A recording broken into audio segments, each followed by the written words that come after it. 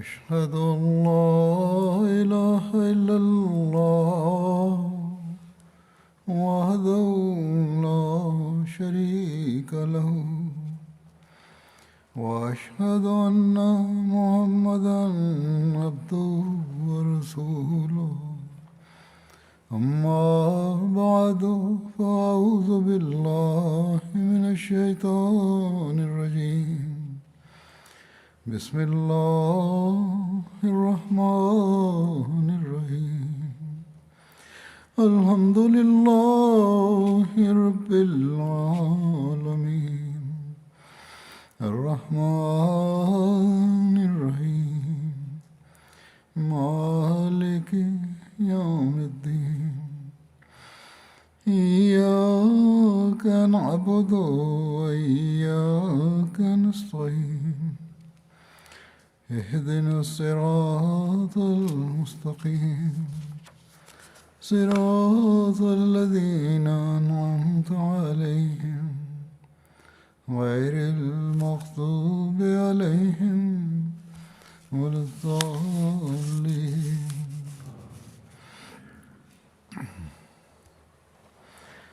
رمضان آیا اور تمام ان لوگوں پر جنہوں نے اس سے فیض پانے کی کوشش کی برکتیں بکھیرتے ہوئے گزر گیا. اب 2 روز باقی رہ گئے ہیں یا شاید بعض جگہ 3 روزے رہتے ہوں، لیکن بہرحال رمضان اپنے اختتام کو پہنچ رہا ہے. ایک عقلمند اور حقیقی مومن ہمیشہ یاد رکھتا ہے اور رکھنا چاہیے کہ رمضان کے ختم ہونے سے ہم اپنی بہت سی ذمہ داریوں اور فرائض سے آزاد نہیں ہو گئے، بلکہ رمضان ان فرائض اور ذمہ داریوں کی ادائیگی کا حق ادا کرنے کی تربیت کر کے گیا. ان فرائض کی ادائیگی اور مستقل ادائیگی کے طریق سکھانے آیا تھا اور ان میں ترقی کی منازل کی نشاندہی کرنے آیا تھا، اور یہ سکھاتے ہوئے اپنے اختتام کو پہنچ رہا ہے.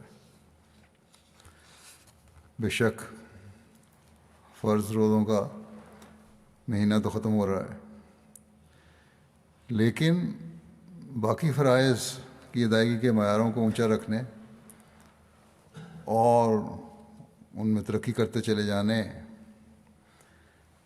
کا وقت شروع ہو رہا ہے. اگر ہم اس حقیقت کو بھول گئے کہ رمضان کے بعد ہم نے اپنے فرائض اور حقوق کی ادائیگی کے معیاروں کو کس طرح قائم رکھنا ہے، تو ہم نے اپنا رمضان اس طرح نہیں گزارا جس طرح حضرت صلی اللہ علیہ وسلم نے فرمایا تھا. ایک حدیث میں آتا ہے حضرت صلی اللہ علیہ وسلم نے فرمایا کہ 5 نمازیں ایک جمعہ دوسرے جمعہ تک اور ایک رمضان دوسرے رمضان تک اپنے مابین سرزد ہونے والے گناہوں کا کفارہ بن جاتے ہیں، بشرطے کہ کبیرہ گناہوں سے اجتناب کیا جائے. واضح یہاں ہو کہ اگر انسان اپنی چھوٹی چھوٹی گناہوں اور غلطیوں کی نشاندہی نہیں کرتا، ان سے بچنے کی کوشش نہیں کرتا اور ان پہ سرزد ہونے پہ توبہ استغفار نہیں کرتا، تو وہی کبیرہ گناہ بن جاتے ہیں.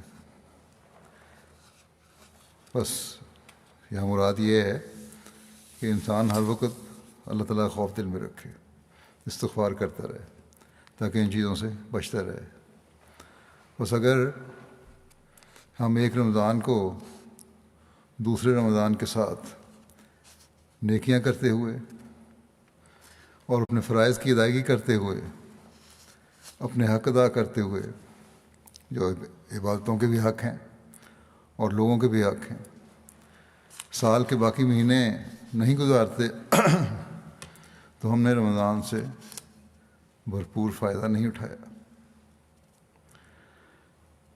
ہماری خوش قسمتی ہے کہ حضرت مسیح موعود علیہ السلام نے ہر معاملے میں بڑی کھول کر ہماری رہنمائی فرمائی، بار بار مسلسل ہمیں نصیحت فرمائی کہ اپنی عبادتوں کی بھی حق ادا کرو اور بندوں کے بھی حق ادا کرو۔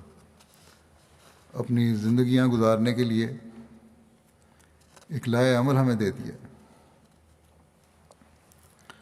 اگر ہم اس لائحہ عمل کو اپنی زندگیوں کا حصہ بنا لیں، اس طریق کے مطابق اپنی زندگیاں گزارنے کی کوشش کریں، تو یقیناً ہم ان راستوں پر چلنے والے بن جائیں گے جو نیکیوں میں بڑھنے اور ترقی کرنے کے راستے ہیں، جو ایک رمضان سے دوسرے رمضان کو ملانے کے راستے ہیں،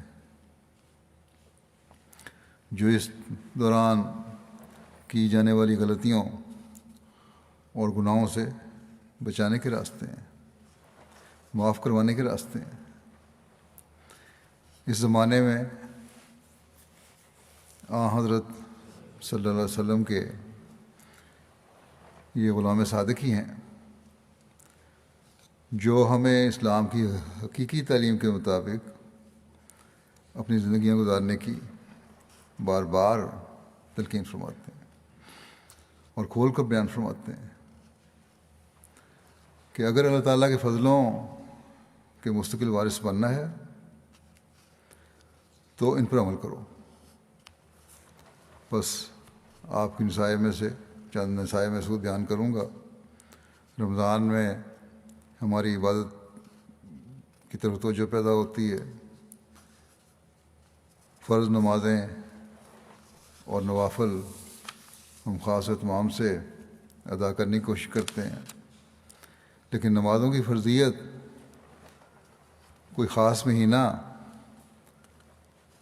اور کسی خاص وقت کے لیے مخصوص نہیں ہے، بلکہ دن میں 5 نمازیں اپنے مقررہ وقت پر سال کے 12 مہینوں میں ادا کرنی ضروری ہیں۔ حضرت صلی اللہ علیہ وسلم نے اس بارے میں مومنوں کو بار بار توجہ دلائی۔ آپ نے ایک موقع پر فرمایا کہ نماز کو چھوڑنا انسان کو کفر اور شرک کے قریب کر دیتا ہے۔ پھر آپ صلی اللہ علیہ وسلم فرماتے ہیں کہ قیامت کے دن سب سے پہلے جس چیز کا بندوں سے حساب لیا جائے گا وہ نماز ہے۔ اگر یہ حساب ٹھیک رہا تو وہ کامیاب ہو گیا اور نجات پا گیا۔ بس یہ اہمیت ہے نماز کی، کسی خاص مہینے کے لیے مخصوص نہیں، بلکہ دن میں 5 نمازوں کی طرف توجہ دلائی گئی ہے۔ حضرت مسیح علیہ السلام نے نمازوں کی اہمیت کی ہمیں بار بار تلقین کی اور نصیحت فرمائی اور کھول کر بیان فرمایا کہ نماز کیا ہے، کس طرح ادا کرنی چاہیے، کس طرح ہم نماز سے لذت اٹھا سکتے ہیں اور اس لذت اٹھانے کی کوشش بھی کرنی چاہیے۔ ایسی نمازیں ہوں جو اللہ تعالیٰ سے محبت میں بڑھانے والی ہوں، یہ نہیں کہ جب ضرورت ہوئی، کوئی دنیاوی مسئلہ پیش ہوا، جو جائے نماز بچھائی یا مسجد میں چلے گئے اور تھوڑی سی گریہ زاری کر لی، رو لیے، دعائیں کر لیں، جب مسئلہ حل ہو گیا تو پھر بھول گئے، یا صرف رمضان میں ہی توجہ کر لی نمازوں کی طرف، پھر بھول گئے، یا وہ توجہ نہیں رہی جو ہونی چاہیے تھی۔ اگر یہ ہو تو پھر نہ نمازیں گناہوں سے معاف کرنے والی ہوتی ہیں، نہ جمعہ اور نہ روزے، جیسا کہ حدیث میں بیان ہوا جو میں نے پیش کی۔ حضرت مسیح علیہ السلام نے اس بات کی وضاحت فرماتے ہوئے کہ نماز کیا ہے، فرمایا یہ ایک خاص دعا ہے، مگر لوگ اس کو بادشاہوں کا ٹیکس سمجھتے ہیں، مجبوری سے پڑھنی ہے۔ نادان اتنا نہیں جانتے کہ بھلا خدا تعالیٰ کو ان باتوں کی کیا حاجت ہے، اس کے غنائے ذاتی کو اس بات کی کیا حاجت ہے کہ انسان دعا، تسبیح اور تحلیل میں مصروف رہے، بلکہ اس میں انسان کا اپنا ہی فائدہ ہے کہ وہ اس طریق پر اپنے مطلب کو پہنچ جاتا ہے۔ فرمایا کہ مجھے یہ دیکھ کر بہت افسوس ہوتا ہے کہ آج کل عبادات اور تقوی اور دینداری سے محبت نہیں ہے۔ یہ تو محبت کی باتیں ہیں، محبت ہو تو صحیح طرح ادائیگی ہوتی ہے ان فرائض کی۔ اس کی وجہ ایک عام زہریلا اثر رسم کا ہے۔ اسی وجہ سے اللہ تعالیٰ کی محبت سرد ہو رہی ہے، رسموں میں انسان زیادہ پڑ گیا، اور عبادت میں جس قسم کا مزہ آنا چاہیے وہ مزہ نہیں آتا۔ دنیا میں کوئی ایسی چیز نہیں جس میں لذت اور ایک خاص حظ اللہ تعالیٰ نے نہ رکھا ہو۔ جس طرح پر ایک مریض ایک عمدہ سے عمدہ خوش ذائقہ چیز کا مزہ نہیں اٹھا سکتا اور وہ اسے تلخ یا بالکل پھیکا سمجھتا ہے، دوائیاں کھا کے یا مرض کی وجہ سے منہ بکبکا ہو جاتا ہے، مزہ ہی نہیں آتا کسی چیز کا، مریض انکار کر دیتے ہیں کھانے سے یا برائیاں نکالنے لگ جاتے ہیں کھانے میں۔ فرمایا کہ اسی طرح وہ لوگ جو عبادت الہی میں حاضر اور لذت نہیں پاتے وہ بھی بیماروں کی طرح ہیں، ان کو اپنی بیماری کی فکر کرنی چاہیے، کیونکہ جیسا میں نے ابھی کہا ہے دنیا میں کوئی ایسی چیز نہیں ہے جس میں خدا تعالیٰ نے کوئی نہ کوئی لذت نہ رکھی ہو۔ اللہ تعالیٰ نے بنی نوع انسان کو عبادت کے لیے پیدا کیا، تو پھر کیا وجہ ہے کہ اس عبادت میں اس کے لیے لذت اور سرور نہ ہو؟ فرمایا کہ لذت اور سرور تو ہے، یہ نہیں کہ نہیں ہے، مگر اس سے حظ اٹھانے والا بھی تو کوئی ہو۔ اللہ تعالیٰ فرماتا ہے وَمَا خَلَقْتُ الْجِنَّ وَالْإِنسَ إِلَّا لِيَعْبُدُونِ، کہ اب انسان جب کہ عبادت ہی کے لیے پیدا ہوا ہے تو ضروری ہے کہ عبادت میں لذت اور سرور بھی درجہ غایت کا رکھا ہو، ضرور رکھا ہونا چاہیے اس درجے کا جس کے لیے پیدا کیا گیا ہے۔ اس بات کو ہم اپنے روزمرہ کے مشاہدے اور تجربے سے بھی خوب سمجھ سکتے ہیں۔ فرمایا کہ مثلاً دیکھو، اناج اور تمام خوردنی اور نشیدنی اشیاء انسان کے لیے پیدا ہوئی ہیں، سب کھانے والی چیزیں انسان کے لیے پیدا ہوئی ہیں، تو کیا ان میں وہ ایک لذت اور حظ نہیں پاتا؟ کیا اس ذائقے، مزے اور احساس کے لیے اس کے منہ میں زبان موجود نہیں؟ کیا وہ خوبصورت اشیاء دیکھ کر نباتات ہوں یا جمادات، حیوانات ہوں یا انسان حظ نہیں پاتا؟ کیا دل خوش کن اور سریلی آوازوں سے ان کے کان محظوظ نہیں ہوتے؟ پھر کیا کوئی دلیل اور بھی یہ سمجھ کے ثابت کرنے کے لیے مطلوب ہے کہ عبادت میں لذت نہیں؟ ہر چیز میں لذت ہے اور اسے حظ اٹھاتا ہے انسان، تو پھر عبادت میں کیوں نہیں؟ فرمایا کہ خوب سمجھ لو کہ عبادت بھی کوئی بوجھ اور ٹیکس نہیں ہے، اس میں بھی ایک لذت اور سرور ہے، اور یہ لذت اور سرور دنیا کی تمام لذتوں اور تمام حظوظ نفس سے بالاتر اور بلندتر ہے۔ فرمایا جیسے ایک مریض کسی عمدہ سے عمدہ خوش ذائقہ غذا کی لذت سے محروم ہے، اسی طرح پر ہاں ٹھیک ایسا ہی وہ کم بخت انسان ہے جو عبادت الہی سے لذت نہیں پاتا، اس کی حالت بھی مریضوں والی ہے۔ اپنے مرض کا علاج کرو، فکر کرو، بس اس نقطے کو سمجھنے کی ضرورت ہے کہ لذت کس طرح حاصل کرنے کی کوشش کی جائے۔ جس چیز کا انسان کو ادراک ہی نہیں، پتہ ہی نہیں، اس کی لذت کس طرح حاصل کر سکتا ہے؟ جس کی تمام حصیں ہی مر گئی ہوں، وہ کس طرح اس نعمت، کسی نعمت اور اس کی لذت سے فائدہ اٹھا سکتا ہے اور حظ محسوس کر سکتا ہے؟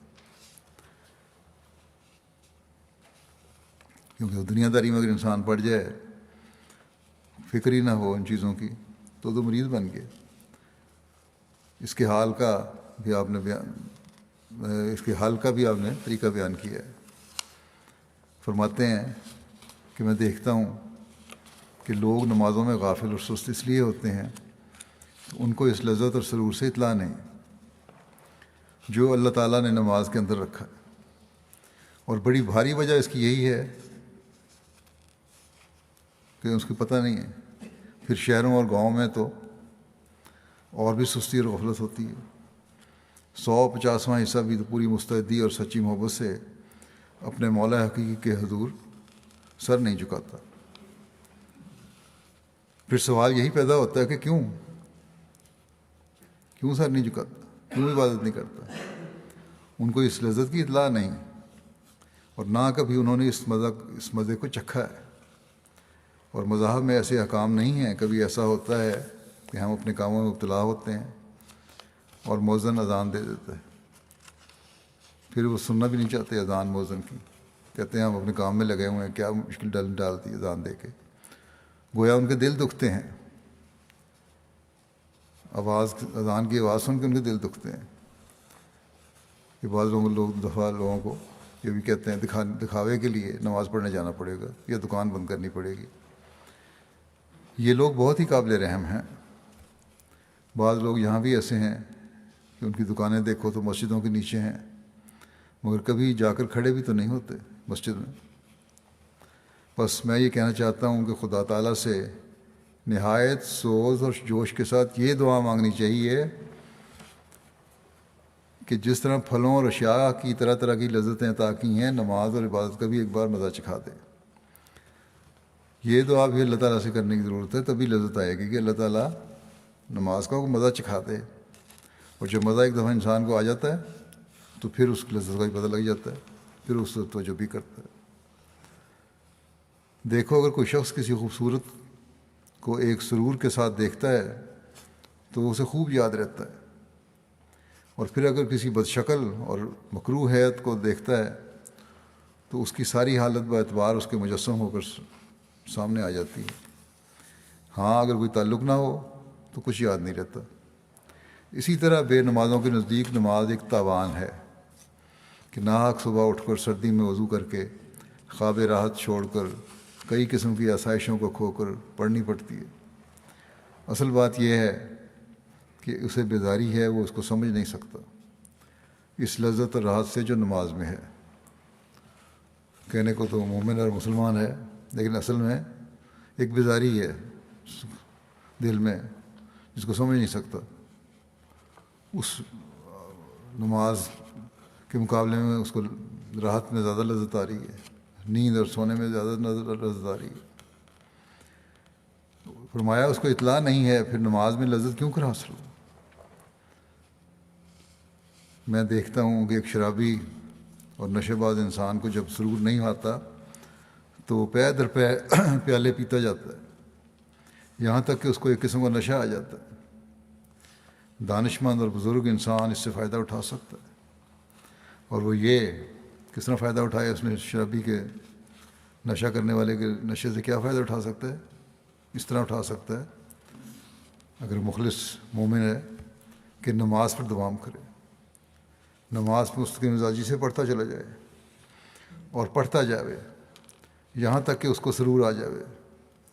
اور جیسے شرابی کے ذہن میں ایک لذت ہوتی ہے جس کا حاصل کرنا اس کا مقصود بھی ذات ہوتا ہے، اسی طرح سے ذہن میں اور ساری طاقتوں کا رجحان نماز میں اسے سرور حاصل کرنا ہو، دعا بھی کرے اور کوشش بھی کرے، اور پھر ایک خلوص اور جوش کے ساتھ کم از کم اس نشہ باز کے اضطراب اور قلق و کرب کی مانند ہی ایک دعا پیدا ہو،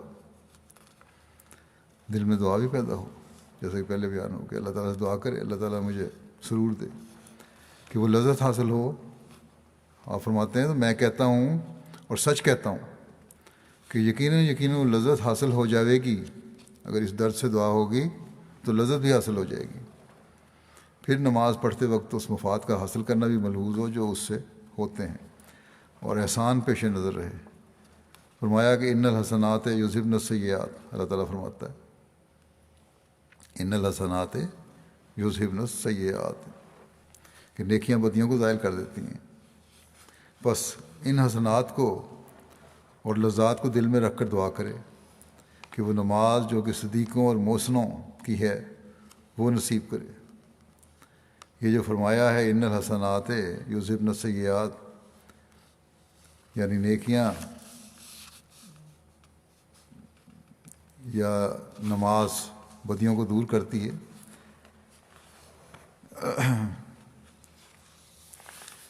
یا دوسرے موقع پر فرمایا نماز فواحش اور برائیوں سے بچاتی ہے۔ اور ہم دیکھتے ہیں کہ بعض لوگ باوجود نماز پڑھنے کے پھر بدیاں کرتے ہیں۔ اس کا جواب یہ ہے کہ وہ نمازیں پڑھتے ہیں مگر نہ روح اور راستی کے ساتھ۔ اگر کوئی اثر نہیں ہو رہا تو مطلب یہ ہے کہ وہ نمازیں تو پڑھتے ہیں مگر روح اور راستی کے ساتھ نہیں، وہ صرف رسم اور عادت کے طور پر ٹکرے مارتے ہیں، ان کی روح مردہ ہے۔ اللہ تعالیٰ نے ان کا نام حسنات نہیں رکھا۔ ایسی نمازیں جو ہیں وہ حسنات میں شمار نہیں ہوتی۔ یہاں بھی حسنات کا لفظ رکھا، الصلاۃ کا لفظ نہیں رکھا، باوجود ہے کہ معنی وہی ہیں۔ اس کی وجہ یہ ہے کہ تا نماز کی خوبی اور حسن و جمال کی طرف اشارہ کرے کہ وہ نماز بدیوں کو دور کرتی ہے جو اپنے اندر ایک سچائی کی روح رکھتی ہے اور فیض کی تاثیر اس میں موجود ہے۔ وہ نماز یقیناً برائیوں کو دور کرتی ہے۔ نماز نشست و برخاست کا نام نہیں ہے، اٹھنے بیٹھنے کا نام نہیں ہے۔ نماز کا مغز اور روح وہ دعا ہے جو ایک لذت اور سرور اپنے اندر رکھتی ہے۔ بس اس لذت اور سرور کو حاصل کرنے کے لیے اور اس بیماری سے باہر نکلنے کے لیے بھی دعا ضروری ہے۔ صرف اپنی دنیاوی خواہشات کو پورا کرنے کی دعا نہ ہو بلکہ اس کے لیے بھی دعا ہو۔ جس طرح بیماری سے صحتیاب ہونے کے لیے انسان ہر ہیلہ استعمال کرتا ہے، علاج بھی کرتا ہے، دعا بھی کرتا ہے، اسی طرح اس کے لیے بھی کرے۔ پھر آپ فرماتے ہیں نصیحت کرتے ہوئے کہ نماز کو اس طرح پڑھو جس طرح رسول اللہ صلی اللہ علیہ وسلم پڑھتے تھے، البتہ اپنی حاجتوں اور مطالب کو مسنون اذکار کے بعد اپنی زبان میں بے شک ادا کرو اور خدا تعالیٰ سے مانگو، اس میں کوئی حرج نہیں ہے۔ اس سے نماز ہرگز ضائع نہیں ہوتی۔ آج کل لوگوں نے نماز کو خراب کر رکھا ہے۔ نمازیں کیا پڑھتے ہیں، ٹکرے مارتے ہیں۔ نماز تو بہت جلد فارغ مرغ کی طرح ٹھونگے مار کر پڑھ لیتے ہیں اور پیچھے دعا کے لیے بیٹھے رہتے ہیں۔ ہمارے خاص طور پہ ایشیا میں، ہندوستان پاکستان میں یہی رواج ہے۔ نماز کو جلدی پڑھی اور اس کے بعد ہاتھ اٹھا کے دعا کرنے لگ گئے۔ فرمایا کہ نماز کا اصل مغز اور روح تو دعا ہی ہے۔ نماز سے نکل کر دعا کرنے سے وہ اصل مطلب کہاں حاصل ہو سکتا ہے۔ اسی طرح ہے جس طرح ایک شخص بادشاہ کے دربار میں جائے اور اس کو اپنا عرض حال کرنے کا موقع بھی ہو، لیکن اس وقت تو وہ کچھ نہ کہے، لیکن جب دربار سے باہر آ جائے تو اپنی درخواست پیش کرے۔ کیا فائدہ ہوگا ایسا ہی حال ان لوگوں کا ہے جو نماز میں خشوع و خضوع کے ساتھ دعائیں نہیں مانگتے۔ تم کو جو دعائیں کرنی ہوں نماز میں کر لیا کرو اور پورے آداب و دعا کو ملحوظ رکھو۔ نماز پڑھنے کا طریق حضرت صلی اللہ علیہ وسلم نے ہمیں کس طرح سکھایا۔ ایک روایت میں آتا ہے کہ ایک شخص آیا اور اس نے نماز پڑھی اور حضرت صلی اللہ علیہ وسلم کی خدمت میں آ کے سلام کیا۔ آپ نے فرمایا جاؤ اور دوبارہ نماز پڑھو۔ آپ اسے دیکھ رہے تھے، مسجد میں بیٹھے ہوئے تھے، مجلس لگی تھی۔ اس طرح 3 مرتبہ اس سے نماز پڑھوائی تو آخر اس نے عرض کی یا رسول اللہ صلی اللہ علیہ وسلم، میں اس سے بہتر نماز نہیں پڑھ سکتا، اس لیے آپ ہی مجھے صحیح طریقے بتا دیں کس طرح نماز پڑھنی ہے۔ اس پر آپ نے فرمایا کہ جب تم نماز پڑھنے کے لیے کھڑے ہو جاؤ تو تکبیر کہو، پھر حسب توفیق قرآن پڑھو، سورہ فاتحہ بھی کے ساتھ قرآن پڑھو، پھر پورے اطمینان کے ساتھ رکوع کرو۔ یہ نہیں کہ ذرا سے جھکے اور کھڑے ہو گئے، پورے اطمینان کے ساتھ رکوع کرو، پھر سیدھے کھڑے ہو جاؤ، پھر پورے اطمینان کے ساتھ سجدہ کرو اور پھر سجدے سے اٹھ کر پوری طرح بیٹھو۔ بعض لوگ صرف سجدہ کے لیے بیچ میں 2 سجدوں کے درمیان اٹھتے ہیں اور پھر سارے فوراً دوبارہ سجدے میں چلے جاتے ہیں۔ فرمایا پوری طرح بیٹھو، اس کے بعد دوسرا سجدہ کرو۔ اس طرح ساری نماز ٹھہر ٹھہر کر سنوار کر ادا کرو۔ بعض لوگ پوچھتے ہیں کس نماز سنوار کر نمازیں کس طرح پڑھی جاتی ہیں؟ تو یہ ہے سنوار کر نماز پڑھنے کا طریقہ کہ ٹھہر ٹھہر کر پورا وقت ہر جو حرکت ہے نماز کی اس کو دے کے پورا وقت دے کر آرام سے پڑھے۔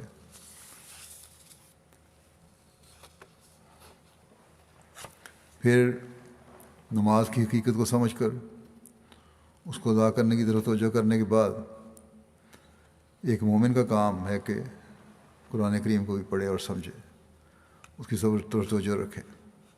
جس طرح اکثر کی رمضان میں اس طرف توجہ پیدا ہوتی ہے،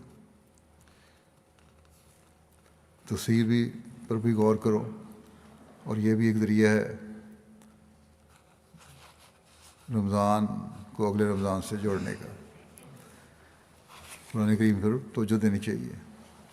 قرآن کریم پڑھنے کے بارے میں حضرت مسیم علیہ السلام فرماتے ہیں، اگر ہمارے پاس قرآن نہ ہوتا اور حدیثوں کے یہ مجموعے ہی مایہ ناز ایمان و اعتقاد ہوتے تو ہم قوموں کو شرمساری سے منہ بھی نہ دکھا سکتے۔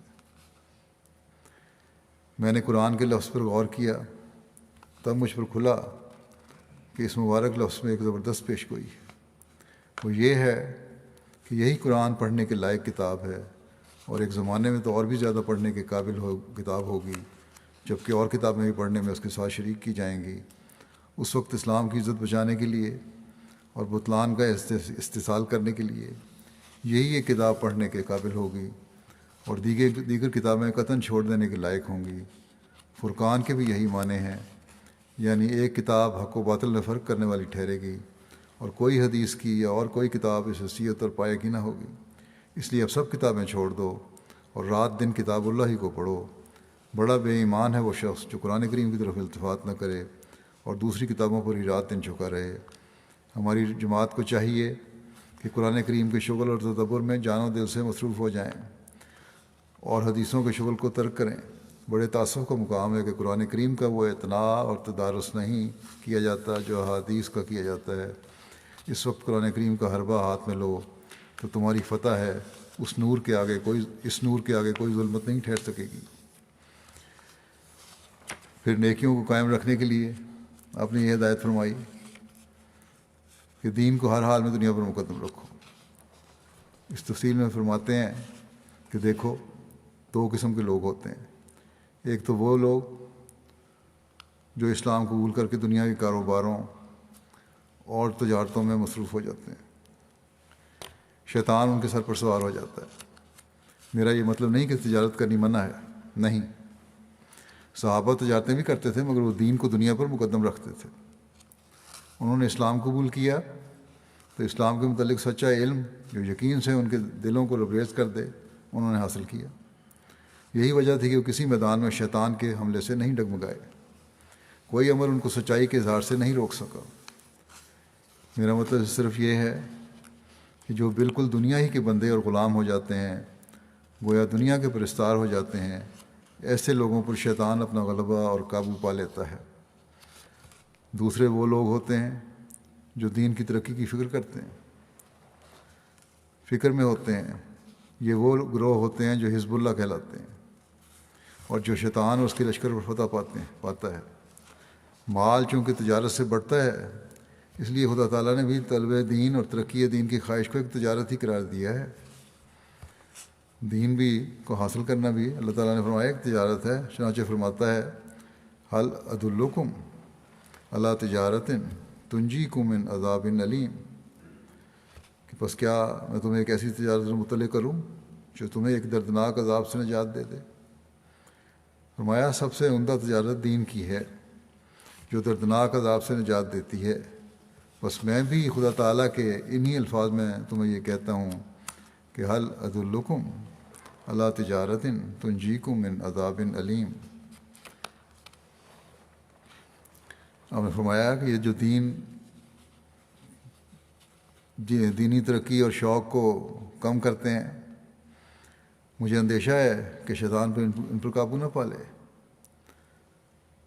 کبھی سست نہ ہونی چاہیے، اس لیے سستی نہیں ہونی چاہیے، اس لیے ہر ایک امر کو سمجھنا آئے آپ نے فرمایا پوچھنا چاہیے تاکہ معرفت میں زیادتی ہو۔ پوچھنا حرام نہیں ہے، سمجھ نہیں آئی پوچھو، سوال ضرور اٹھنا چاہیے۔ آپ نے فرمایا کہ عملی ترقی کے لیے بھی پوچھنا چاہیے، ضروری ہے عملی ترقی کے لیے۔ بس دین کو دنیا پر مقدم رکھنے کے لیے جہاں ایمان میں مضبوطی ضروری ہے، وہاں علمی اور عملی ترقی بھی ضروری ہے، اور اس کے لیے کوشش بھی کرنی چاہیے۔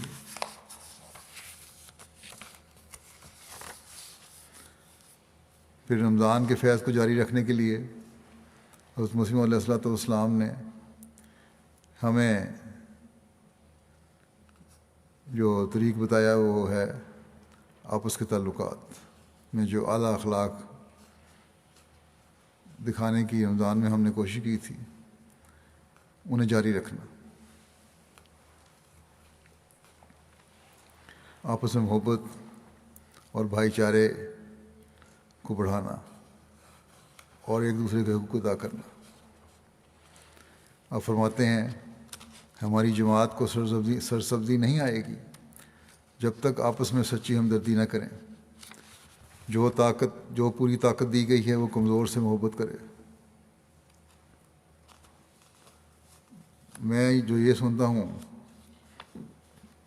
کہ کوئی کسی کی لغزش دیکھتا ہے تو اس سے اخلاق سے پیش نہیں آتا، بلکہ نفرت اور کراہت سے پیش آتا ہے۔ حالانکہ چاہیے تو یہ کہ اس کے لیے دعا کرے، محبت کرے اور اسے نرمی اور اخلاق سے سمجھائے، مگر بجائے اس کے کہ کینے میں زیادہ ہوتا ہے۔ اگر عفو نہ کیا جائے، ہمدردی نہ کی جائے، اس طرح پر بگڑتے بگڑتے انجام بد ہو جاتا ہے۔ خدا تعالیٰ کو یہ منظور نہیں۔ جماعت تب بنتی ہے کہ بعض کی ہمدردی کر کے پردہ پوشی کی جائے۔ جب یہ حالت پیدا ہو تب ایک وجود ہو کر ایک دوسرے کے جوارے ہو جاتے ہیں اور اپنے تئیں حقیقی بھائی سے بڑھ کر سمجھتے ہیں۔ آپس میں محبت حقیقی بھائیوں سے بڑھ کے ہونی چاہیے، ایسی ہمدردی ہو۔ ایک شخص کا بیٹا ہو، فرمایا کہ مثلا ایک شخص کا بیٹا ہو اور اسے کوئی قصور سرزد ہو تو اس کی پردہ پوشی کی جاتی ہے اور اس کو الگ سمجھایا جاتا ہے۔ بھائی کی پردہ پوشی کرتا ہے، بھائی دوسرے بھائی کی پردہ پوشی کرتا ہے، اس حقیقی بھائی ہوں تو کبھی نہیں چاہتا کہ اس کے لیے اشتہار دے کہ اس نے یہ ظلم کیا، یہ گناہ کیا۔ پھر جب خدا تعالیٰ بھائی بناتا ہے تو کیا بھائیوں کے حقوق یہی ہیں؟ دنیا کے بھائی اخوت کا طریق نہیں چھوڑتے، تو پھر تم لوگ کیوں چھوڑو؟ بعض وقت انسان، فرمایا کہ بعض وقت انسان جانور، بندر یا کتے سے بھی سیکھ لیتا ہے۔ یہ طریق نامبارک ہے کہ اندرونی پھوٹ ہو۔ خدا تعالیٰ نے صحابہ کو بھی یہی طریق نعمت و اخوت یاد دلائی ہے۔ اگر وہ سونے کے پہاڑ بھی خرچ کرتے تو وہ اخوت ان کو نہ ملتی جو رسول اللہ صلی اللہ علیہ وسلم کے ذریعے ان کو ملی۔ اسی طرح پر خدا تعالیٰ نے یہ سلسلہ قائم کیا ہے اور اسی قسم کی اخوت وہ یہاں قائم کرے گا۔ خدا تعالیٰ پر مجھے بہت بڑی امیدیں ہیں۔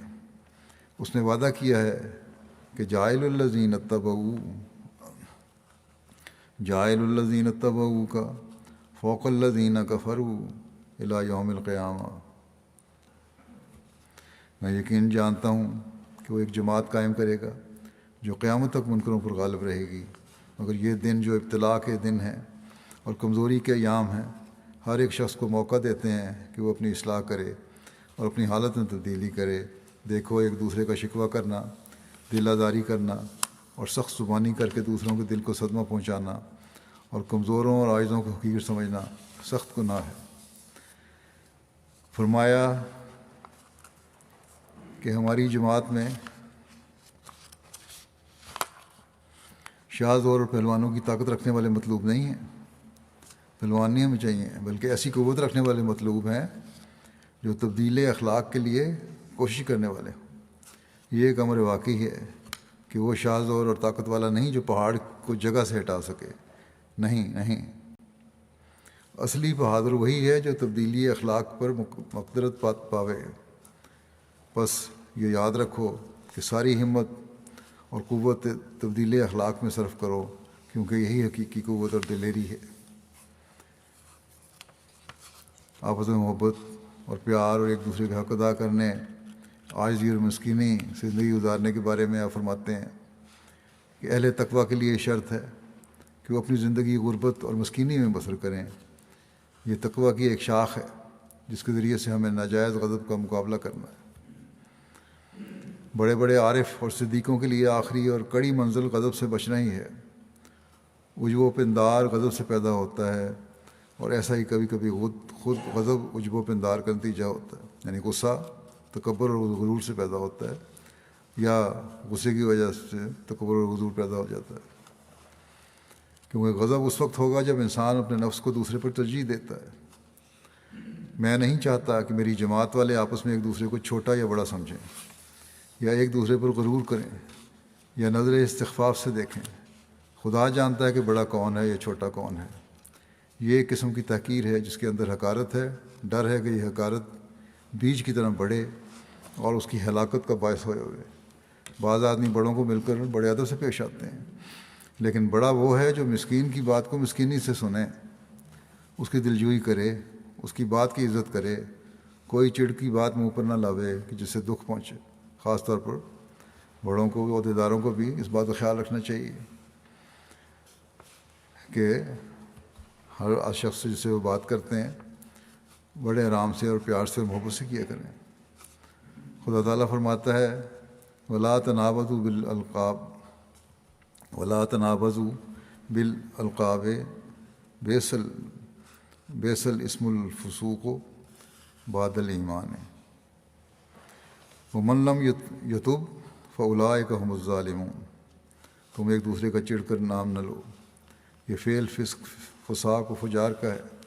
جو شخص کسی کو چڑھاتا ہے وہ نہ مرے گا جب تک وہ خود اسی طرح مبتلا نہ ہوگا۔ اپنے بھائیوں کو حقیر نہ سمجھو۔ جب ایک ہی چشمہ سے کل پانی پیتے ہو تو کون جانتا ہے کہ کس کی قسمت میں زیادہ پانی پینا ہے۔ مکرم و معظم کوئی دنیاوی اصولوں سے نہیں ہو سکتا۔ خدا تعالیٰ کے نزدیک بڑا وہی ہے جو متقی ہے۔ ان اکرمکم عند اللہ اتقاکم ان اللہ علیم خبیر۔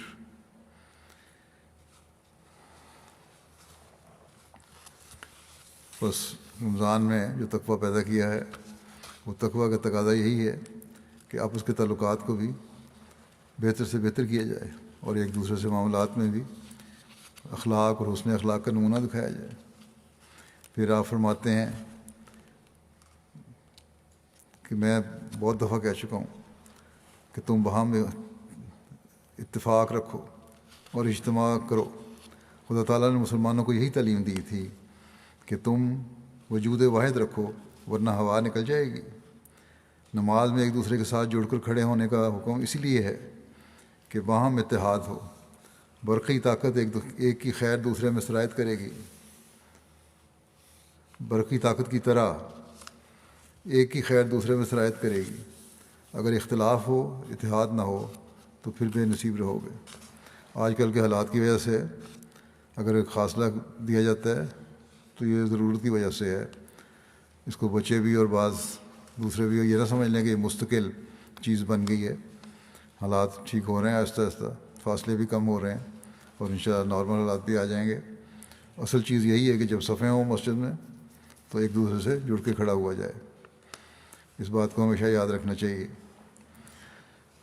ہاں، ضرورت کے تحت ایک عارضی ارینجمنٹ کی گئی تھی تاکہ کم از کم باجماعت نمازیں جاری رہیں، اس لیے فاصلہ دیا گیا ہے، اور امید ہے ان شاء اللہ تعالیٰ جس طرح حالات ٹھیک ہو رہے ہیں جلدی نارمل حالات آ جائیں گے۔ بہرحال فرماتے ہیں کہ رسول اللہ صلی اللہ علیہ وسلم نے فرمایا کہ آپس میں محبت کرو اور ایک دوسرے کے لیے غائبانہ دعا کرو۔ بڑی اہم بات ہے، ایک دوسرے کے لیے غائبانہ دعا کرو۔ چاہے تمہیں کہتا ہے کوئی دعا کے لیے نہیں کہتا، جانتے یا نہیں جانتے، عمومی طور پر جماعت کے افراد ایک دوسرے کے لیے یا جماعت کے لیے میں اصل جماعت دعا کریں تو یہ بہت بڑی نیکی ہے۔ فرمایا کہ اگر ایک شخص غائبانہ دعا کرے تو فرشتہ کہتا ہے کہ تیرے لیے بھی ایسا ہی ہو۔ کیسی اعلیٰ درجہ کی بات ہے کہ اگر انسان کی دعا منظور نہ ہو تو فرشتے کی تو منظور ہوتی ہے۔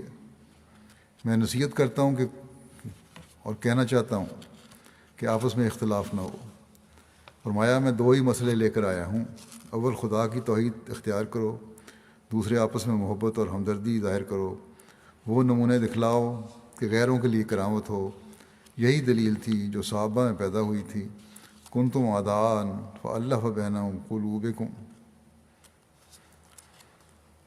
کہ تم ایک دوسرے کے دشمن تھے تو اس نے تمہارے دلوں کو آپس میں باندھ دیا۔ یاد رکھو تالیف ایک اعجاز ہے۔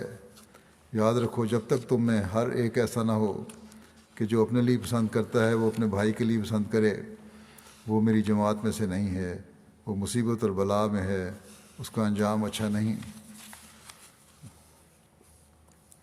پھر خدا تعالیٰ کی سے محبت کی طرف توجہ دلاتے ہوئے آپ نے فرمایا خدا کے ساتھ محبت کرنے سے کیا مراد ہے؟ یہی کہ اپنے والدین، جورو، اپنی اولاد، اپنے نفس، غرض ہر چیز پر اللہ تعالیٰ کی رضا کو مقدم کر لیا جاوے۔ چنانچہ قرآن شریف میں آیا ہے فَاذْكُرُوا اللَّهَ كَذِكْرِكُمْ فَاذْكُرُوا اللَّهَ كَذِكْرِكُمْ آبَاءَكُمْ أَوْ أَشَدَّ ذِكْرًا، یعنی اللہ تعالیٰ کو ایسا یاد کرو کہ جیسا تم اپنے باپوں کو یاد کرتے ہو، بلکہ اس سے بھی زیادہ اور سخت درجے کی محبت کے ساتھ یاد کرو۔ فرمایا کہ اصل توحید کو قائم کرنے کے لیے ضروری ہے کہ خدا تعالیٰ کی محبت سے پورا حصہ لو، اور یہ محبت ثابت نہیں ہو سکتی جب تک عملی حصے میں کامل نہ ہو۔ عملی طور پر بھی محبت کرنی ہوگی، اظہار کرنا ہوگا، میری زبان سے ثابت نہیں ہوتی۔ اگر کوئی مصری کا نام لیتا رہے تو کبھی نہیں ہو سکتا ہے وہ شیریں کام ہو جائے، اس کا منہ میٹھا نہیں ہو جاتا۔ اگر صرف چینی کا نام لے لے، شوگر کا نام لے لے تو میٹھا ہو جائے گا، نہیں۔ یا اگر زبان سے کسی کی دوستی کا اعتراف ہو اور اقرار کرے، مگر مصیبت اور وقت پڑنے پر اس کی امداد اور دستگیری سے پہلو تہی کرے تو وہ دوست صادق نہیں ٹھہر سکتا۔ اسی طرح پر اگر خدا تعالیٰ کی توحید کا نیرا زبانی ہی اقرار ہو اور اس کے ساتھ محبت کا بھی زبانی اقرار موجود ہو تو کچھ فائدہ نہیں، بلکہ یہ حصہ زبانی اقرار کی بجائے عملی حصے کو زیادہ چاہتا ہے۔ اس سے یہ مطلب نہیں کہ زبانی اقرار کوئی چیز نہیں ہے، نہیں، میری غرض یہ ہے کہ زبانی اقرار کے ساتھ عملی تصدیق لازمی ہے۔ اس لیے ضروری ہے کہ خدا کی راہ میں اپنی زندگی وقف کرو، اور یہی اسلام ہے، یہی وہ غرض ہے جس کے لیے مجھے بھیجا گیا ہے۔ بس جو اس وقت اس چشمے کے نزدیک نہیں آتا جو خدا تعالیٰ نے اس غرض کے لیے جاری کیا ہے، وہ یقیناً بے نصیب رہتا ہے۔ اگر کچھ لینا ہے اور مقصد کو حاصل کرنا ہے تو طالب صادق کو چاہیے کہ وہ چشمے کی طرف بڑھے اور آگے قدم رکھے، اور اس چشمہ جاری کے کنارے اپنا منہ رکھ دے۔ اور یہ ہو نہیں سکتا جب تک خدا تعالیٰ کے سامنے غیریت کا چولا اتار کر آستانہ ربوبیت پر نہ گر جاوے، اور یہ عہد نہ کر لے کہ خواہ دنیا کی وجاہت جاتی رہے اور مصیبتوں کے پہاڑ ٹوٹ پڑیں تو بھی خدا کو نہیں چھوڑے گا، اور خدا تعالیٰ کی راہ میں ہر قسم کی قربانی کے لیے تیار رہے گا۔ ابراہیم علیہ السلام کا یہی عظیم الشان اخلاص تھا کہ بیٹے کی قربانی کے لیے تیار ہو گیا۔ اسلام کا منشا یہ ہے کہ بہت سے ابراہیم بنائے، بس تم میں سے، یہی قرآن شریف نے اللہ تعالیٰ نے خوبی بیان فرمائی ابراہیم کی کہ وہ وفادار تھے، بس تم میں سے ہر ایک کو کوشش کرنی چاہیے کہ ابراہیم بنو۔ تمہیں سچ سچ کہتا ہوں کہ ولی پرست نہ بنو بلکہ ولی بنو، اور پیر پرست نہ بنو بلکہ پیر بنو۔ تم ان راہوں سے آؤ، پیر بن کے یہ نہیں کہ پیروں کی طرح نخوت اور تکبر پیدا ہو جائے، بلکہ عاجزی انکساری پیدا کرو، وفاداری پیدا کرو، یہ مراد ہے اس سے۔ آج کل کے پیروں کی طرح دنیا داری کا اظہار نہیں ہے اس سے مراد۔ فرمایا کہ بے شک وہ تنگ راہیں ہیں، تم ان راہوں سے آؤ، بے شک وہ تنگ راہیں ہیں، لیکن ان سے داخل ہو کر راحت اور آرام ملتا ہے، مگر یہ ضروری ہے کہ اس دروازے سے بالکل ہلکے ہو کر گزرنا پڑے گا۔ اگر بہت بڑی گٹھڑی سر پر ہو تو مشکل ہے۔ اگر گزرنا چاہتے ہو تو اس گٹھڑی کو، جو دنیا کے تعلقات اور دنیا کو دین پر مقدم کرنے کی گٹھڑی ہے، پھینک دو۔ ہماری جماعت خدا کو خوش کرنا چاہتی ہے تو اس کو چاہیے کہ اس کو پھینک دے۔ تم یقیناً یاد رکھو کہ اگر تم میں وفاداری اور اخلاص نہ ہو تو تم جھوٹے ٹھہرو گے، اور خدا تعالیٰ کے حضور راست باز نہیں بن سکتے، ایسی صورت میں دشمن سے پہلے وہ ہلاک ہوگا جو وفاداری کو چھوڑ کر غداری کی راہ اختیار کرتا ہے۔ خدا تعالیٰ فریب نہیں کھا سکتا اور نہ کوئی اسے فریب دے سکتا ہے، اس لیے ضروری ہے کہ تم سچا اخلاص اور صدق پیدا کرو۔ آپ نے اس بات کی وضاحت فرمائی کہ صبر اور دعا سے سچا اخلاص ملتا ہے، بس اس کو حاصل کرنے کی کوشش کرو، اور اس کے لیے مستقل مزاجی سے اللہ تعالیٰ کے در پر جھکے رہنے کی ضرورت ہے۔ بس ہمیں اپنے ہر آنے والے دن کو وفاداری کے ساتھ خدا تعالیٰ سے تعلق میں بڑھاتے چلے جانے کی کوشش کرنے والا ہونا چاہیے۔ یہ ہمارا لائحہ عمل ہے، نمازوں کی طرف مستقل توجہ، ان کو سوار کر ادا کرنا، قرآن کریم کو پڑھنا، سمجھنا اور اس کے احکامات پر عمل کرنا، ایک دوسرے کے حقوق ادا کرنا اور توحید کا قیام کرنا۔ اصل میں تو ایک حقیقی مومن کا ہر کام اور فعل ہی توحید کے قیام کے لیے ہوتا ہے اور ہونا چاہیے، اور یہی حضرت مسیح علیہ الصلوۃ والسلام کی بعثت کا مقصد تھا، اور اس بات کا آپ نے بار بار اظہار فرمایا ہے۔ بس اس بات کو سمجھنے کی ضرورت ہے، ورنہ میری بیعت کر لینا تو کوئی فائدہ نہیں دیتا۔ یہ بات بڑی کھول کر متعدد جگہ آپ نے بیان فرمائی ہے۔ مثلا ایک جگہ فرمایا کہ جو بیعت اور ایمان کا دعویٰ کرتا ہے اس کو ٹٹولنا چاہیے کہ کیا میں چھلکا ہی ہوں یا مغز؟ جب تک مغز پیدا نہ ہو، ایمان، محبت، اطاعت، بیعت، اعتقاد، مریدی، اسلام کا مدعی سچا مدعی نہیں ہے۔ یاد رکھو کہ یہ سچی بات ہے، یہ سب دعویٰ جو ہے محبت کرنے کا یا ایمان کا یا اطاعت کا یا بیعت کا، یہ سب دعوے ہیں، سچا دعویٰ نہیں ہوگا۔ یاد رکھو کہ سچی بات یہ ہے کہ اللہ تعالیٰ کے لیے کہ حضور مغز کے سوا چھلکے کی کچھ بھی قیمت نہیں۔ خوب یاد رکھو کہ معلوم نہیں موت کس وقت آ جائے، لیکن یہ امر یقینی ہے کہ موت ضرور ہے۔ بس میرے دعوے پر ہرگز کفایت نہ کرو اور خوش نہ ہو جاؤ، وہ ہرگز فائدہ رساں چیز نہیں جب تک انسان اپنے آپ پر بہت موتیں وارد نہ کرے اور بہت سی تبدیلیوں اور انقلابات میں سے ہو کر نہ نکلے، وہ انسانیت کے اصل مقصد کو نہیں پا سکتا۔ آپ نے فرمایا کہ دیکھو دنیا کی حالت کو دیکھو کہ ہمارے نبی صلی اللہ علیہ وسلم نے تو اپنے عمل سے یہ دکھایا کہ میرا مرنا اور میرا جینا سب کچھ اللہ تعالیٰ کے لیے، اور یہ آپ دنیا میں مسلمان موجود ہیں۔ کسی سے کہا جاوے کہ کیا تو مسلمان ہے تو کہتا ہے الحمدللہ۔ جس کا کلمہ پڑھتا ہے اس کی زندگی کا اصول تو خدا کے لیے تھا، مگر یہ دنیا کے لیے جیتا اور دنیا ہی کے لیے مرتا ہے۔ عام مسلمان اس وقت تک غرغرہ شروع ہو جائے، جب موت آتی ہے اس وقت اللہ یاد آتا ہے، دنیا ہی اس کا مقصود اور محبوب اور مطلوب رہتی ہے۔ پھر کیوں کر کہہ سکتا ہے کہ میں رسول اللہ صلی اللہ علیہ وسلم کی اتباع کرتا ہوں؟ یہ بڑی غور طلب بات ہے، اس کو سرسری نہ سمجھو۔ مسلمان بننا آسان نہیں ہے۔ رسول اللہ صلی اللہ علیہ وسلم کی اطاعت اور اسلام کا نمونہ جب تک اپنے اندر پیدا نہ کرو، مطمئن نہ ہو، یہ صرف چھلکا ہی چھلکا ہے۔ اگر بدون اتباع مسلمان کہلاتے ہو، اگر وسلم کی اتباع کے بغیر مسلمان کہلاتے ہو تو پھر یہ تو کوئی بات نہیں، چھلکا ہے صرف۔ نام اور چھلکے پر خوش ہو جانا دانشمند کا کام نہیں ہے۔ ایک مثال دی آپ نے، کسی یہودی کو ایک مسلمان نے کہا کہ تو مسلمان ہو جا، اس نے کہا کہ تو صرف نام ہی پر خوش ہو جاتا ہے، کہتے مسلمان ہے تو اس بات تو خوش ہے۔ یہودی نے کہا کہ میں نے اپنے بیٹے کا نام خالد رکھا تھا اور شام سے پہلے اسے دفن کرایا، وہ تو ہمیشہ رہنے والا نہ ہوا، لمبی زندگی بھی نہیں پائی اس نے۔ بس حقیقت کو طلب کرو، میرے ناموں پر راضی نہ ہو جاؤ۔ کس قدر شرم کی بات ہے کہ انسان عظیم الشان نبی صلی اللہ علیہ وسلم کا امتی کہلا کر کافروں کی زندگی بسر کرے۔ تم اپنی زندگی میں محمد رسول اللہ صلی اللہ علیہ وسلم کا نمونہ دکھاؤ، وہی حالت پیدا کرو، اور دیکھو اگر وہی حالت نہیں ہے تو تم طاغوت کے پیرو ہو۔ بہت بڑی تنبیہ ہے کہ شیطان کے پیرو بن جاؤ گے، اس کے پیچھے چلنے والے بن جاؤ گے تم۔ غرض یہ بات اب بخوبی سمجھ میں آ سکتی ہے کہ اللہ تعالیٰ کا محبوب ہونا انسان کی زندگی کی غرض و غایت ہونی چاہیے، کیونکہ جب تک اللہ تعالیٰ کا محبوب نہ ہو اور خدا کی محبت نہ ملے کامیابی کی زندگی بسر نہیں کر سکتا. اور یہ امر پیدا نہیں ہوتا جب تک رسول اللہ صلی اللہ علیہ وسلم کی سچی اطاعت اور مطابقت نہ کرو. اور رسول اللہ صلی اللہ علیہ وسلم نے اپنے عمل سے دکھا دیا ہے کہ اسلام کیا ہے. بس تم وہ اسلام اپنے اندر پیدا کرو تاکہ خدا کے محبوب بن جاؤ. آپ نے فرمایا کہ یاد رکھو ہماری جماعت اس بات کے لیے نہیں ہے جیسے عام دنیا دار زندگی بسر کرتے ہیں.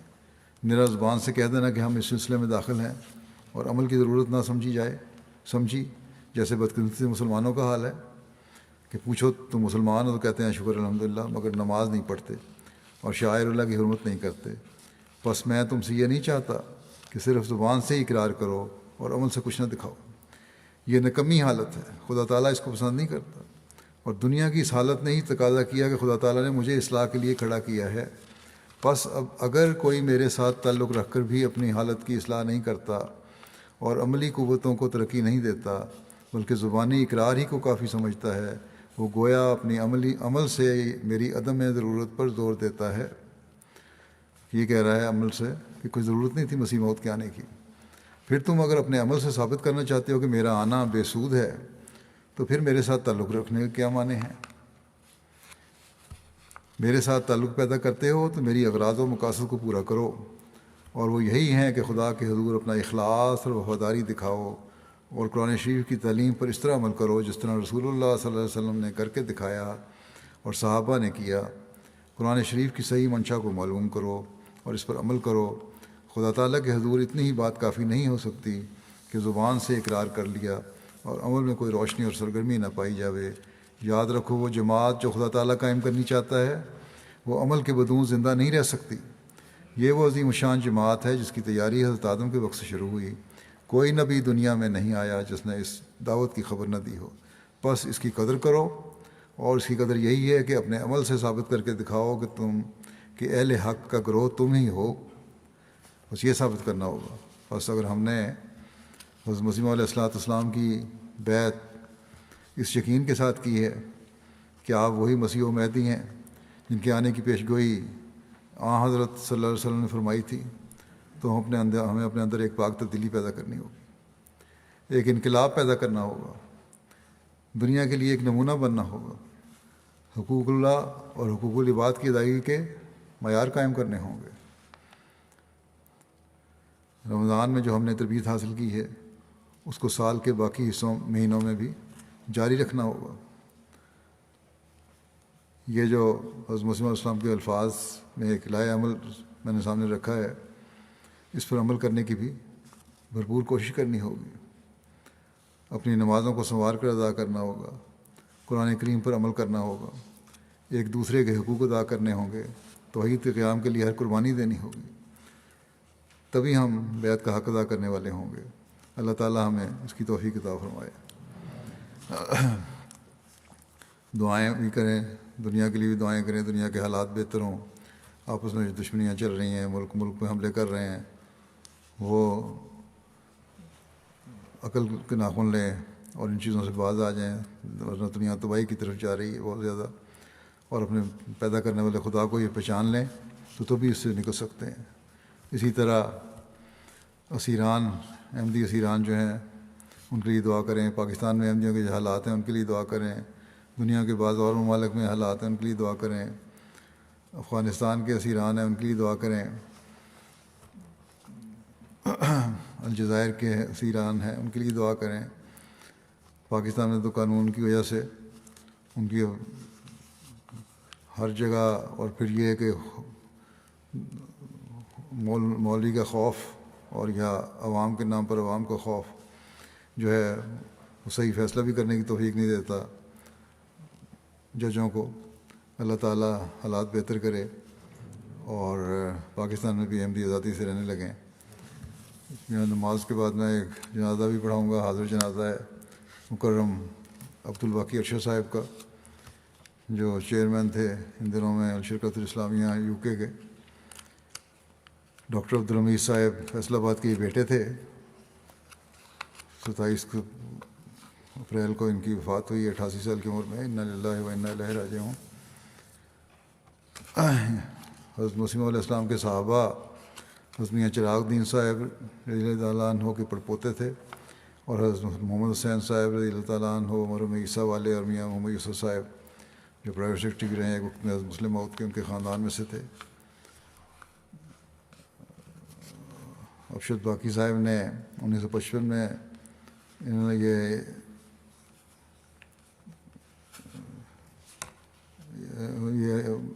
1955 میں یہ انگلستان آئے اور یہاں الیکٹریکل انجینئرنگ کی مسجد فضل میں ہی رہتے تھے اپنی اہلیہ کے ساتھ۔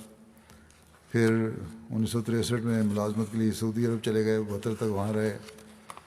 سعودی عرب میں قیام کے دوران آپ کو حج اور عمرہ پہ آنے والے احمدیوں کی خدمت کرنے کی بھی توفیق ملے، جن میں بعض صحابہ بھی شامل تھے۔ سعودی عرب میں قیام کے دوران احمدی ہونے کی وجہ سے اسیر رائے معلّہ ہونے کی سعادت بھی ان کو ملی۔ ان کو حکومت کی طرف سے آفر ہوئی کہ احمدیت سے انکار کر دیں تو ٹھیک ہے، رہائی ہو جائے گی۔ آپ نے اسیری برداشت کر لی لیکن احمدیت چھوڑنے سے انکار کر دیا۔ بہرحال 1972 میں ان کو ملک سے نکال دیا گیا، پھر آپ یو کے آ گئے۔ آخری سانس تک انہوں نے یہاں آنے کے بعد جماعت کی خدمت کی توفیق پائی، مختلف عہدوں پر کام کیا۔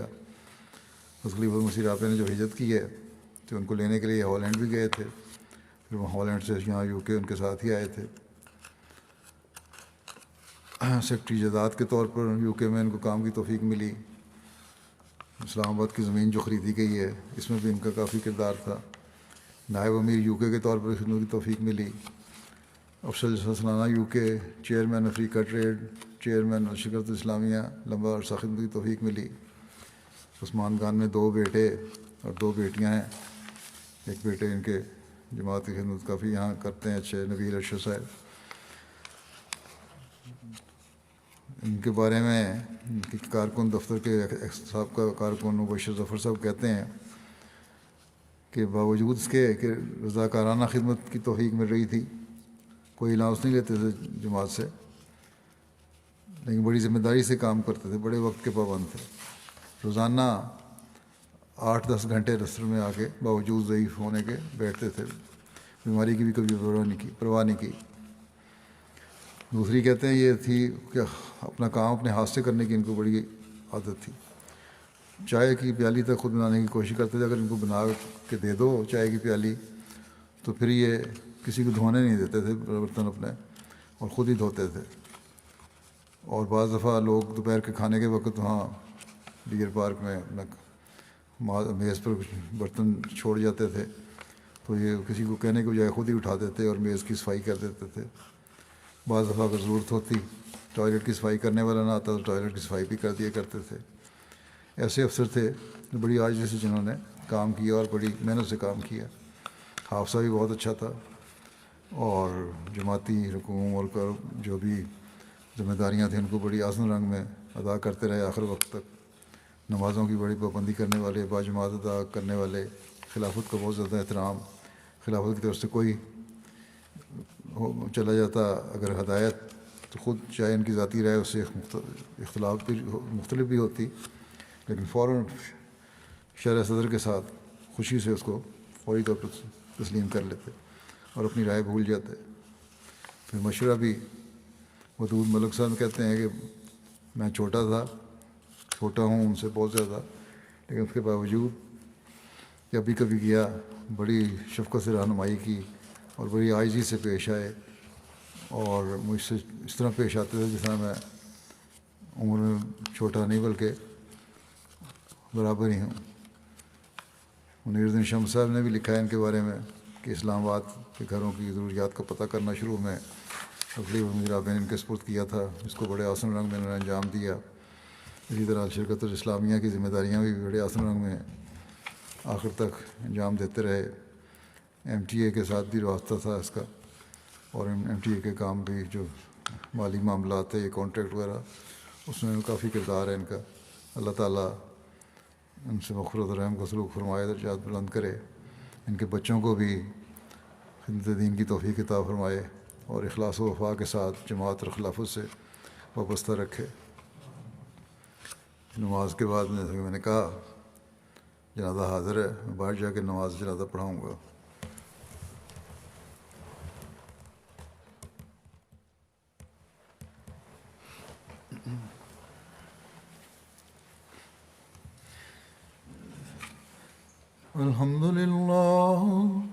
الحمد لله نحمده ونستعينه ونستغفره ونؤمن به ونتوكل عليه ونعوذ بالله من شرور أنفسنا ومن سيئات أعمالنا من يهده الله فلا مضل له ومن يضلل فلا هادي له